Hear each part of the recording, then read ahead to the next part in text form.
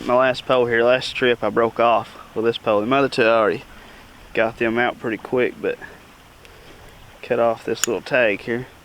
Every time I get hooks, no matter what they are, I always check them. Some of them come a little offset. I always offset them more. Some of them don't come offset at all.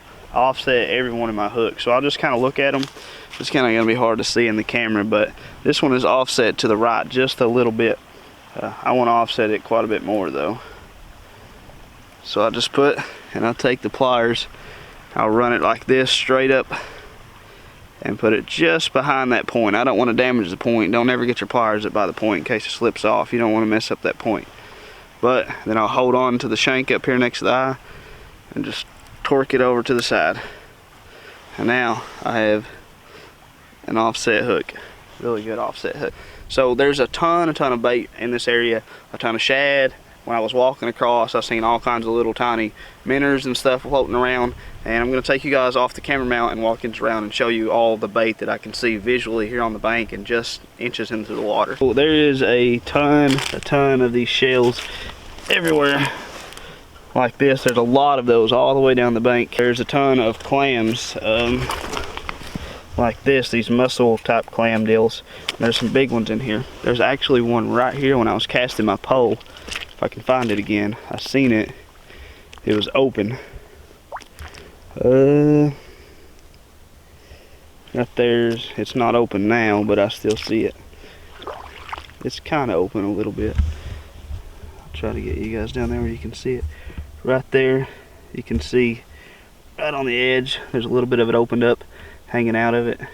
There's a lot of those in here, on top of a lot of shad and a lot of minnows and stuff. Like I said, during the summer when the water's up all over the place here, I'll bring the kayak and the little boat, and oftentimes I'll throw my net in here to catch some shad when I try to fish this area. Today's bait of choice is some frozen skipjack. I come out by myself. I didn't want to go from here to there catching bait, so I had some frozen skipjack in the freezer, and that's what we're using today.